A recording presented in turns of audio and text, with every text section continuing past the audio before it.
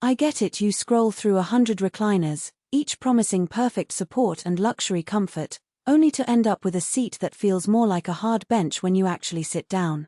I've seen that happen to friends who bought a cheap lift chair that barely helped them stand, and to cousins who spent a weekend wrestling with a massage function that never seemed to kick in.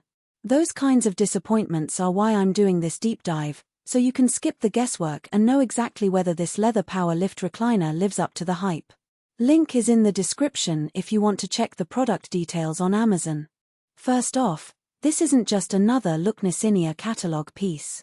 The key selling point here is the power lift mechanism, which is meant to assist anyone who has trouble getting from a seated to a standing position. Think seniors, folks recovering from surgery, or anyone with limited leg strength. The motorized lift works by gently raising the chair's base while the seat tilts forward, reducing the effort needed to stand. In a real-world scenario, picture your parent trying to get up after a nap.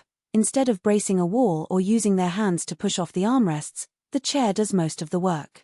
That's a practical advantage you can feel the moment you press the button. The massage feature adds another layer, but it's worth separating hype from reality.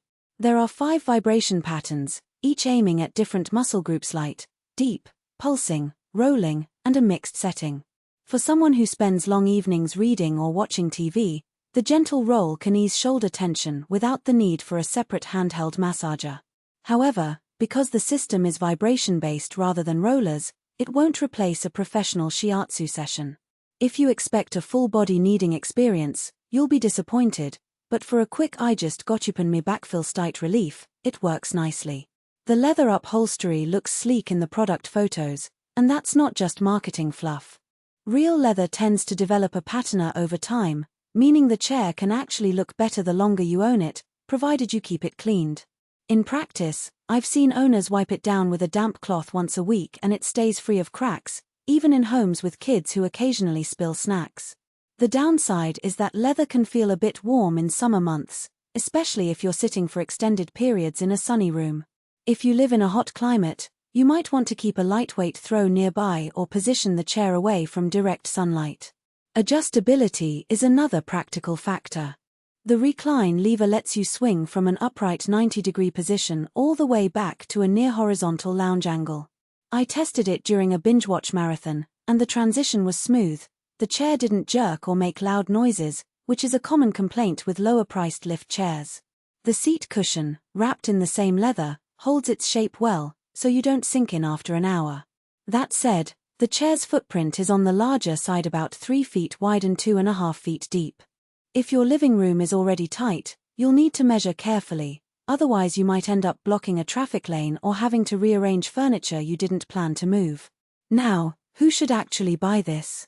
The sweet spot is anyone who values assisted standing and enjoys occasional vibration massage without wanting a full-blown spa chair.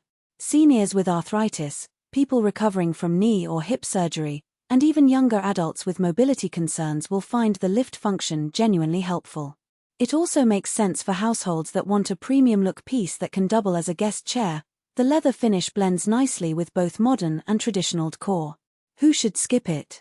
If you're a fitness enthusiast looking for deep tissue massage, this isn't the machine for you.